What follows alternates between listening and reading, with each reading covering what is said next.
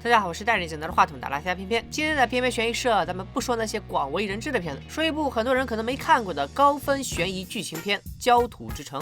故事发生在加拿大的一座小城里，女主小白和男主小黑是一对龙凤胎，姐弟俩照顾着年迈的母亲，三人相依为命。因为母亲染了一头黄发，所以我们就叫她阿莲吧。阿莲在一次游泳的时候，突然精神失常，瘫坐在泳池边，没过多久就生病去世了。临终前将遗嘱托付给自己的老板老让，老让把小白和小黑叫到了自己的办公室，告诉他们阿莲临死前写了3封信，一封让小白转交给他们的爸爸，一封让小黑转交给他们的哥哥。小白和小黑当场就蒙圈了，因为他们从小就没见过父亲，现在又冒出来个哥哥。妈，你年轻的时候太狂野了。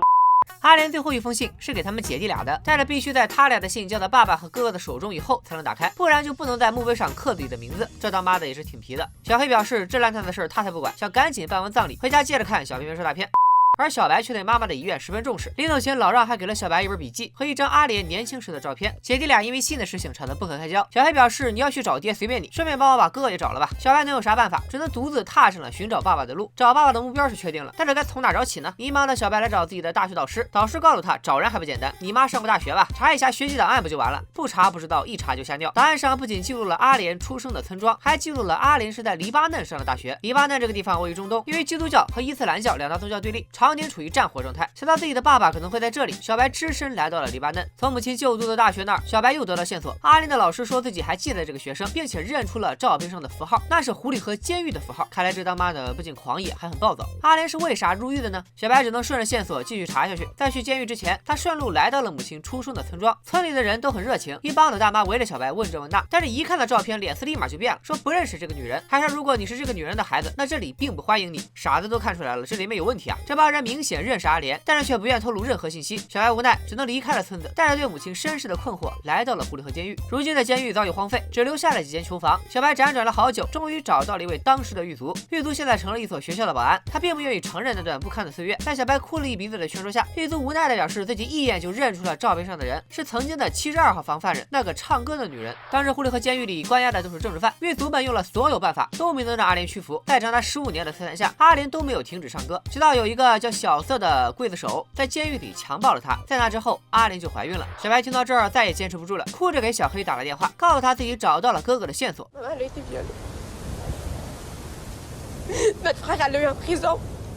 面对真相，小白濒临崩溃，祈求小黑来帮助自己。那阿莲为什么会进监狱呢？故事还得从40年前说起。年轻的阿莲出生在一个基督教家庭，而她却怀上了一个穆斯林的孩子。这天，俩人准备私奔，却被阿莲的哥哥发现，二话不说，一枪打死了阿莲的情人。正要处理这个家族的叛徒的时候，阿莲的外婆把她救了下来。阿莲的命是保住了，但是肚子是越来越大。终于有一天，阿莲产下了一个男婴，家里肯定不允许一个穆斯林的孩子活着，阿莲只能忍痛把孩子送到了基督教的孤儿院。为了有一天能重新找到这个孩子，还在他的脚后跟烫了3个疤痕，并给他取名为阿空。4年后，战争全面爆发了。在读书的阿莲因为担心自己的孩子，决定去孤儿院寻找阿空，但他还是来晚了一步，那里已经被穆斯林袭击，只剩下一片残骸。阿莲没有灰心，他想去难民营碰碰运气，所以收起了脖子上的十字架，将纱巾戴在头上，伪装成了穆斯林，搭上了一辆全是穆斯林的大巴车。万万没想到，半路上竟然碰到了基督徒组成的游击队。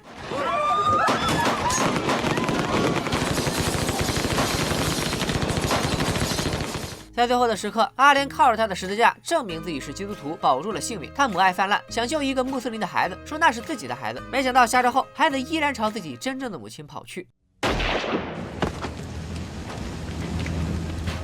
阿莲绝望了，自己的爱人死在了基督徒手里，自己的孩子现在生死未卜，现在又亲眼看到基督徒在滥杀无辜，他毅然的选择了投靠穆斯林的组织，而组织交给他的任务是去暗杀基督教国民运动的首领。靠着自己的法语专业，阿莲成功混入了首领家，给首领的儿子辅导法语，而他也没有忘记对基督徒的仇恨，最终找到机会枪杀了首领。后来的事情就是服刑、被虐待、唱歌，直到那一天的来临。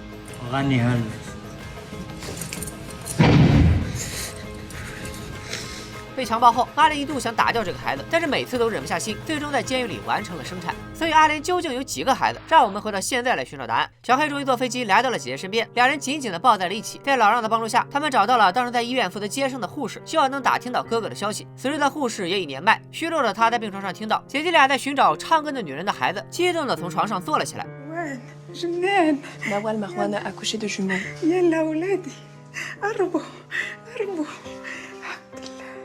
原来他们的哥哥不是在监狱里出生的，在监狱里出生的是他们自己。另一面，老让的朋友又找到了新的线索，就是阿莲年轻的时候曾把一个孩子送到了孤儿院，这个孩子才是他们的哥哥阿空。那么阿空现在在哪呢？第二天，小黑接到电话，说有人提供了阿空的线索。这个老头曾经是阿空的老师，他告诉小黑，基督教孤儿院被炸毁，阿空在被穆斯林俘虏以后就被当做战士培养，他一直想找到自己的妈妈，所以努力训练，甚至想过采用自杀攻击的方式，为的就是将自己的照片贴在通缉令上，这样他的妈妈就会看到他。他也一直思念着自己的母亲，可是没想到阿空在执行任务的时候被基督教徒俘虏了，他们没有选择处死阿空，而是把他派到了监狱当刽子手。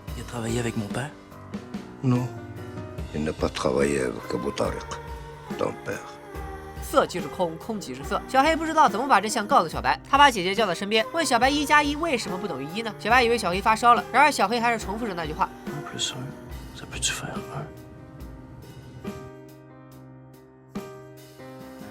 1+1等于2是指2个人，小白找的爸爸和小黑找的哥哥，而1+1等于1是小黑才告诉小白，爸爸和哥哥其实是同一个人。紧接着又是一段闪回，已经老去的阿莲在泳池边见到了他朝思暮想的疤痕，他爬上来想看看儿子的脸，没想到看到的却是强暴自己的人。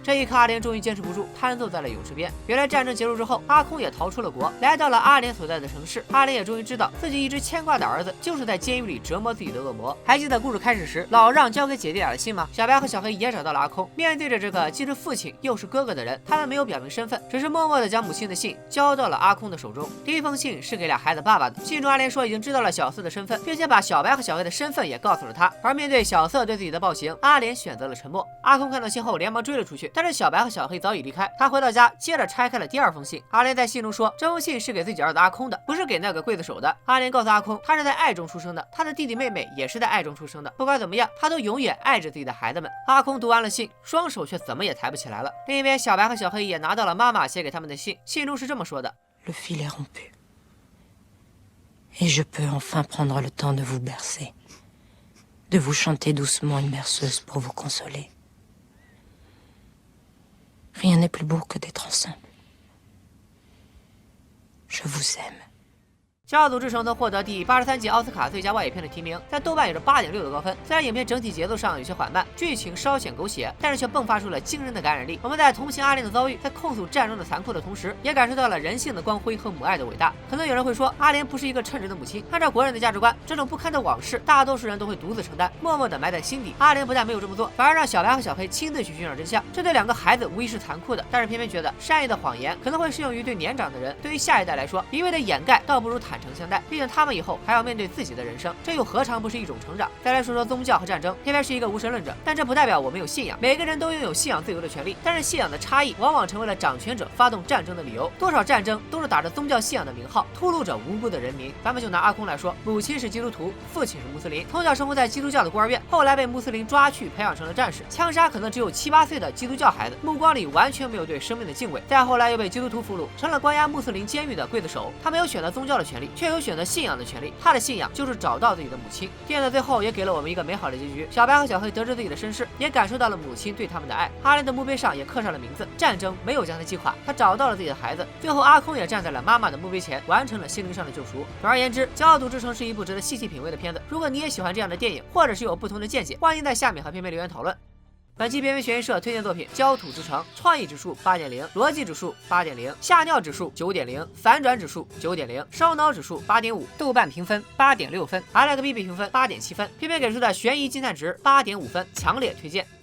下期边缘悬疑社，咱们说一部韩国电影，也是经典中的经典，具体是哪部，我先卖个关子。边缘悬疑社已经更了5期，如果你也喜欢这个节目，请动动你性感的小手指告诉偏偏，该点赞的点赞，该3连的3连，咱们下周5见，拜了个拜。